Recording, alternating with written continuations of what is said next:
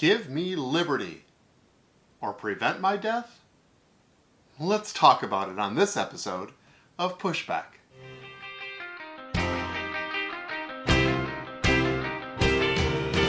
Go, go, go, Jonny, go, go, go, Jonny, go, go, go, Jonny, go, go. If you're concerned about the direction our culture is heading, then maybe it's time to push back.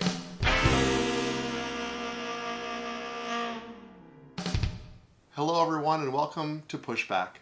I'm Dr. Jonny, and I couldn't have imagined at the beginning of January when I started these podcasts that such change and historical significance would be taking place just within, right out of the gate, the first 3 months of doing this podcast. My heart was to release culturally relevant topics, and I couldn't have imagined that something so historical, something so significant would have impacted not only our country but all around the globe.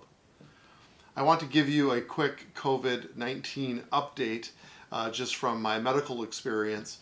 The total cases as far as March 30th, I'm just recording this one day prior to release, is 140,000, almost 141,000 cases in the United States. The total deaths is a little bit over 2,400. In Minnesota, my home state, total positive tests have been 576, and we have had 10 deaths now in the state of Minnesota. In Todd County, the county that I live in, a very rural area, we have, as of March 30th, have had no confirmed cases of COVID-19. So for that, I am certainly grateful. We have 24 patients in the state of Minnesota currently in ICU beds. And I believe of all the statistics that we learn about regarding COVID-19, I believe that is actually the most important data point that we need to be paying attention to. And at the end of this podcast, I'll explain why I feel that way. But I want to be super clear right off the bat that these are just numbers.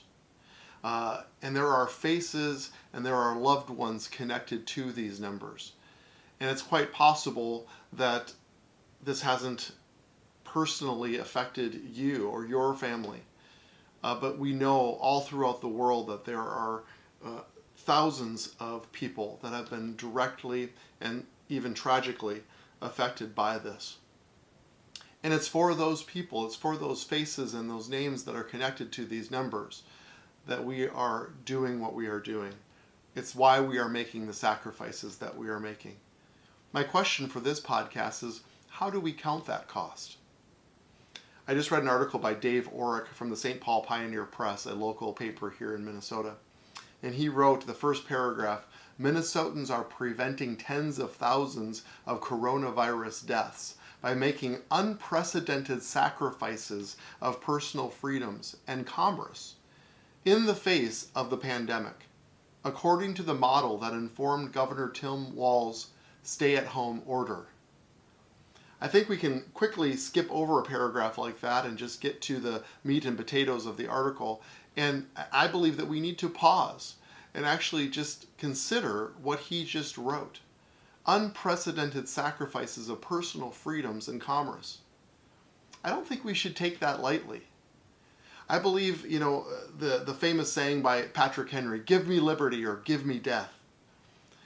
Our country was founded, it's the backbone of people like Patrick Henry that actually sacrificed a lot, and even their lives, for our personal liberties.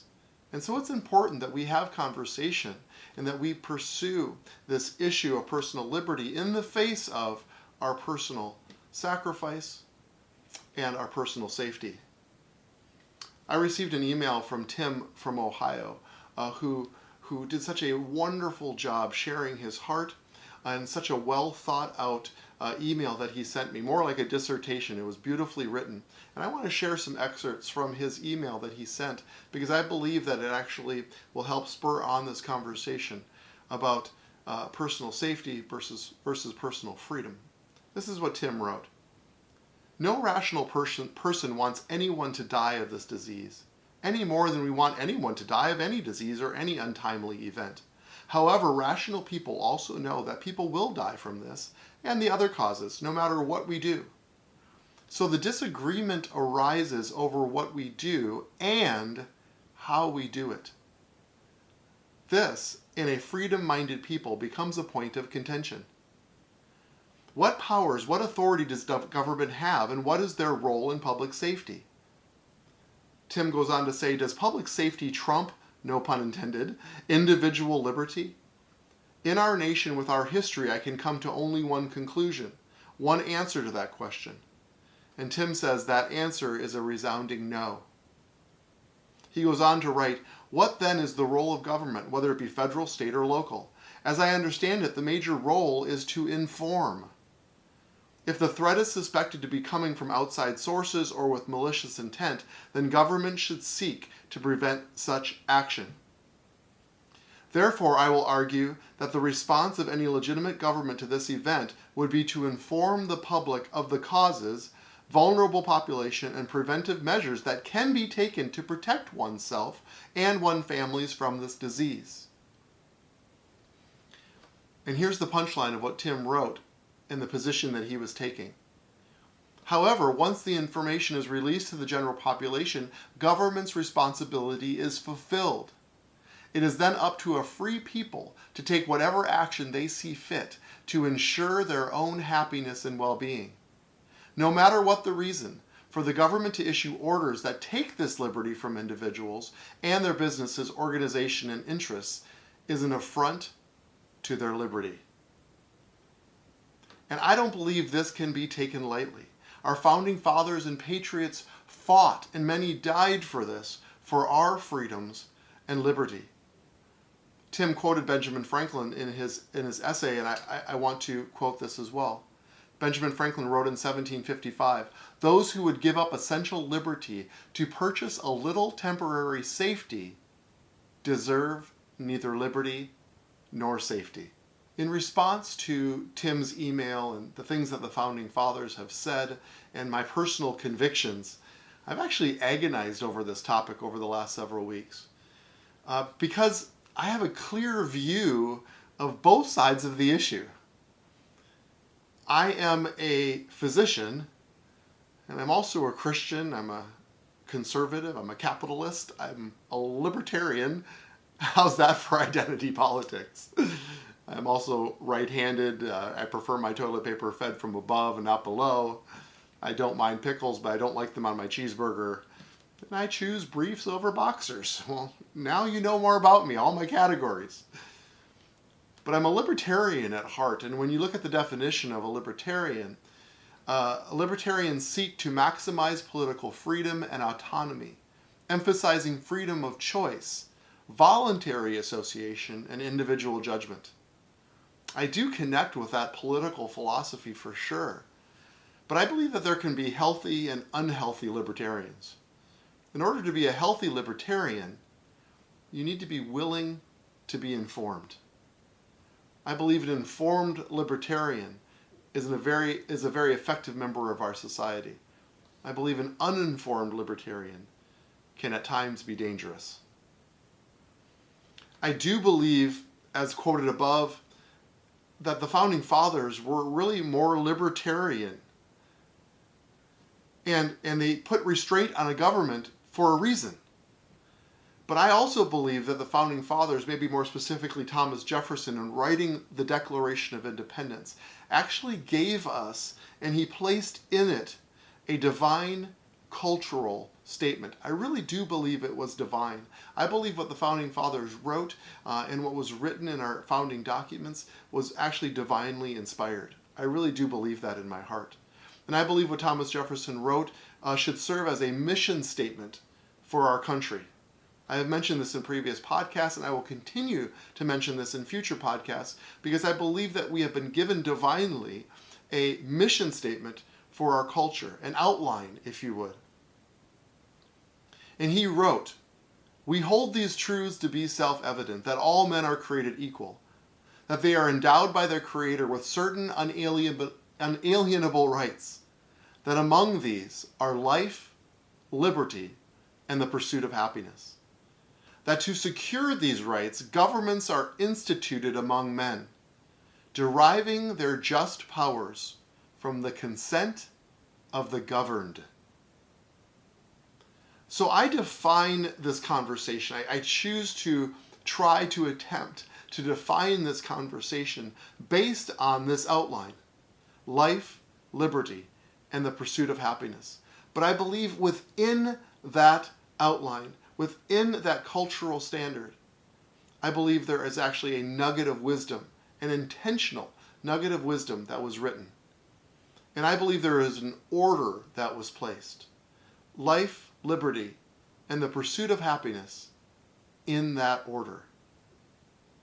See, the founding fathers could have never have dreamed that something like COVID-19 would someday enter into the societal conversation and then be plugged into this equation or outline that was laid out by the founding fathers. But that's what's happening. That's where we're at. That's what's happening right now. We are taking this conversation and we're saying, how does this relate to our personal liberties? See, I believe that we do surrender liberty for safety and prevention of death all the time. Liberty, I don't think anybody would argue this, liberty doesn't mean that we get to do whatever we want to do. We have speed limits. We have restraint that you can't drink alcohol and drive. Is it a personal liberty that I can't drive any speed I want to? Is it an assault to my liberty? No, it's a restraint that's put upon us by the government so that for the safety and protection of others. We can't just go and buy and sell illicit drugs because of the safety and protection of others. Is that an assault on our liberty? I don't think so. But what about a virus? See, I feel strongly this isn't a slam dunk on either side. I believe that we can temporarily surrender our pursuit of happiness. It's life, liberty, and the pursuit of happiness in that order. And what I mean by that is we can also say it in the reverse, that my pursuit of happiness doesn't trump your liberty, and your liberty doesn't trump my right to life. So I believe that we can surrender our pursuit of happiness. What is that? Well, it's our jobs, it's our livelihood, it's our income, it's our 401k, it's our recreational activities, it's going out for dinner, and some of these things that we do in life. We can surrender those to prevent death and preserve life.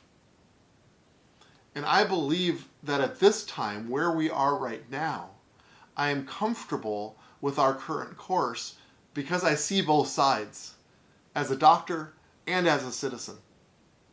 So let me give you my perspective as a doctor and why I feel like what we're doing right now is just.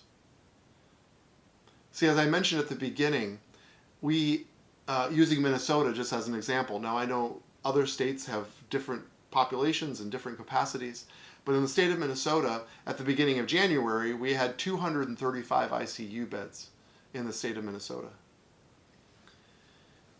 And what we are doing with social isolation, social distancing, limiting our travel and contact with others, what we are doing, and as I'm sure you've heard many times ad nauseum, that we are flattening the curve. And really the whole point of flattening the curve is actually pushing the curve into the future. What it does is it buys us time. And when we buy time, it actually increases our time to increase our ICU capacity. Just even over the last 3 months, we've gone from 235 beds to over 1,000 beds ICU capacity in Minnesota. And so what you are doing, the measures that you're taking to help others, to help prevent future deaths, is actually buying us time to increase our capacity to care for the critically ill. See, there's a huge percentage of people that will get COVID-19 and simply have just regular cold and flu symptoms and recover without problems, about 85%. About 15% will require hospitalization or further management. And of that 15%, or of the 100%, about 5% of the people may require critical care, ventilator management, a deeper level of medical care that only can be provided in an ICU bed with ICU equipment. And by flattening the curve and pushing this in the future, it increases the capacity of the ICU care. Some experts have contended that in the state of Minnesota, we may need even up to about 5,000 beds. So the further we can push this down the road and the more capacity we can increase, the more lives will be saved. It buys us time. We can do three things with time: increase our ICU capacity, develop safe and effective treatments. Once a treatment is created, a lot of the angst and anxiety around this goes down. And then, of course, ultimately maybe create a vaccine that can prevent future outbreaks. See, I believe what we are doing is just because I see the medical importance. I would feel horrible. I would feel it would be the worst moment of my career if we had to choose who lives and dies. And my friends, this happened in Italy. They were so overwhelmed with the amount of sickness, and it exceeded their capacity to provide ICU care. That's why the death toll in Italy was so dramatically high. It was because the Italian physicians, could not accommodate the number and the severity that was given to them. I don't want to be put in that position. So as a physician, I see the importance of pushing the curve back, giving us more time, more resources to deal with what we call the potential surge that is coming. See, I believe that this cause is just, but I also believe, and equally as important, it's temporary. See, as a citizen, as an informed libertarian, I believe that during this time, I feel that we can surrender some of our pursuit of happiness and even a portion of our liberty and still be aligned with what the founding fathers gave us. Because the highest standard is our lives. Life, then liberty, and then the pursuit of happiness. See, I can surrender some liberty for the sake of life. However, but we have to walk this line carefully and intentionally and with our eyes open. See, I don't believe in my heart that what has been given to us by our government, these mandates that have been given to us, have been about control. Yet. But we need to have our eyes open. We cannot surrender our civil liberty to the point where the things that we truly care about are relinquished. We have to have our eyes open. John Witherspoon in 1776 wrote, "There is not a single incident in history in which civil liberty was lost and religious liberty preserved entire." That's a big statement. And again, as Christians, as Christian families, we set the culture. We are the ones who have been given the mandate on this earth. And as American Christian families, we need to have our eye on government, and we need to always know the why they are doing something on our behalf. We always need to know the why. It says in the Declaration of Independence that to secure these rights, governments are instituted among men, deriving their just powers from the consent of the governed. It's critical. It's our role as the citizenry to be intentional and to have our finger on the pulse of what the government is doing. So I am, at this time, willing to consent to this current course because I am informed and I choose to. But my friends, let us never take our hands off the reins of liberty. Too many people have died to hand it to us. And their lives are just as important as the ones we are currently saving. I have so appreciated your input and your encouragement, and I look forward to hearing from you and get feedback even on this episode. Sandra from Minnesota wrote after my last podcast, thank you. I cried as I listened to your heart. The Lord created me as an extrovert, and your grace-filled knowledge helped me understand the importance of current restrictions. Thank you, Sandra, for taking the time to write to me. It encourages me to continue with this information and my heart. Thank you, Tim from Ohio, for your cultural passion. I'm sending you a free gift, and to anyone who submits a comment or question that is used on a future podcast. So let me know what you think. As I mentioned earlier, this isn't a slam dunk. There are two important sides to this, and we need to be intentional and informed on both sides. So I pray a blessing over you and your family for health, healing, and strengthened relationships. Now let's go together and shape the culture.